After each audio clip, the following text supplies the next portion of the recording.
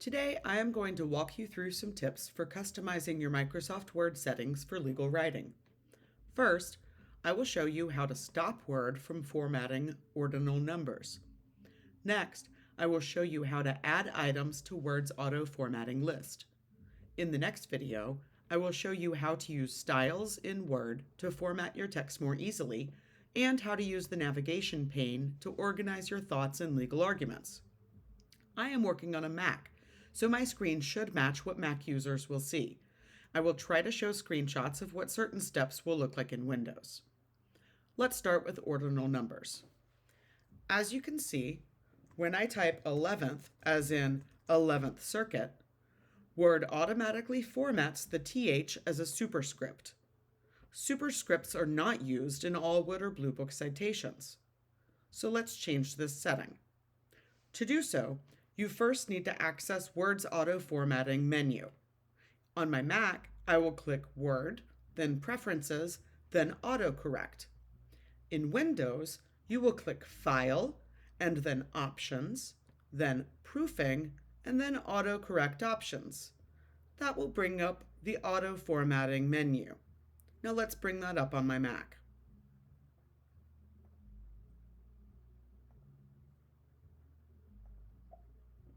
Once you have the menu, you want to select the tab that's labeled Auto Format as you type.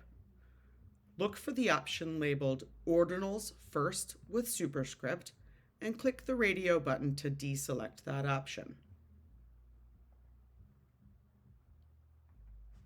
Now, when I type 11th circuit, Word no longer places the TH in a superscript and therefore the abbreviation is correct. Now, let's teach Word how to format some abbreviations automatically. I've compiled a list of common abbreviations you could consider teaching Word how to format.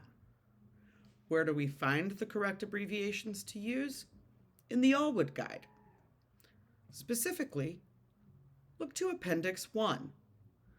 Appendix 1 provides information on primary sources by jurisdiction. Appendix 1A is for federal jurisdictions, and 1B is for state jurisdictions. Appendix 1 begins on page 417 in the 7th edition of the Allwood Manual. If we turn the page and look at primary sources for federal jurisdictions, we'll see that the official reporter, marked with a star, for cases decided by the United States Supreme Court is United States Reports, which is abbreviated capital U period, capital S period. You can see that there are several unofficial reporters that also publish cases decided by the United States Supreme Court, including the Supreme Court Reporter, which is abbreviated capital S period, space, capital C, lowercase t, period. As you'll notice, the small triangle denotes a space between characters in the abbreviation. So let's teach Word how to format some of these. Let's say that we are going to be citing a lot of cases from a United States District Court. To find out what the primary sources for United States District Court cases is, let's look in Appendix 1A. If we turn the page, we will see that cases decided by United States District Courts are published in the Federal Supplement, which has 3 series. So let's teach Word how to format the abbreviation for the Federal Supplement 3rd series. As you can see, the correct abbreviation is capital F period, space, capital S U P P period, space, 3D.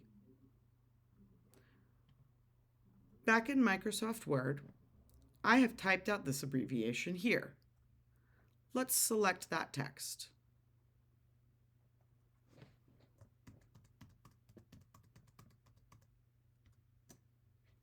Next, go back into Word's auto-formatting menu.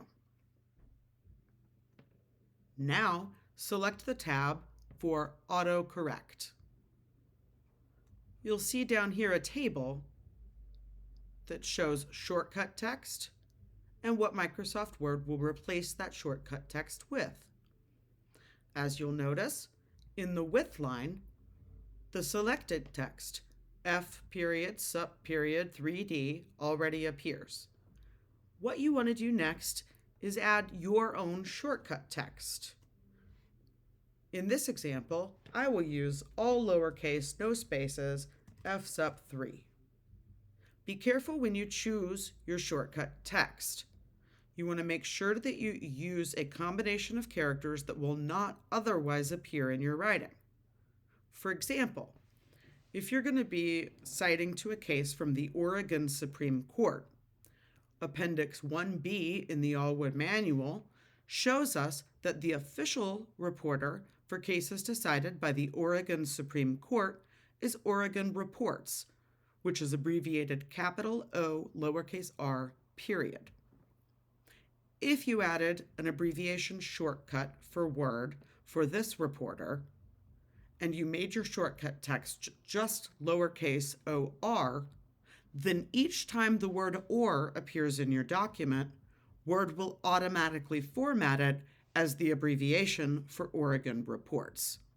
That's why it is important to choose your shortcut text carefully. So once you have your shortcut text and your replacement text lined up, click on Add. Once you do so, you will see your new abbreviation in the table. So let's see how it works. Now, when I type my shortcut text, followed by the space bar, Word will automatically format the abbreviation correctly as I have trained it to do. Let's try another abbreviation. One you'll use commonly is the abbreviation for Oregon statutes. So again, select that text, go back into Word's auto formatting menu. You see the selected text appears, and put in your shortcut text. So I will use or rev stat and click Add. We see it has appeared in the table. So now, when I type or rev stat and hit the space bar, it automatically formats the abbreviation correctly. Another abbreviation you could consider adding is for the word id. Anytime id appears in your legal writing, it will be italicized.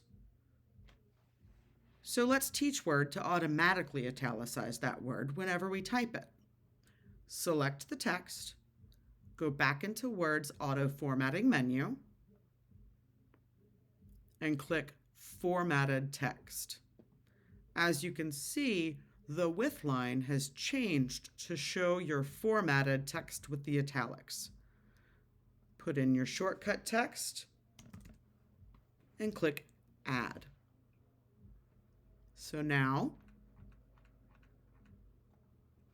when I type id, Word will automatically italicize that word. Now that you know how to add autocorrect options in Microsoft Word, you should find that including citations in your writing is a bit easier, and that it may free up some space for your mind to focus on your legal analysis, which is what you're really here to practice. Thank you very much.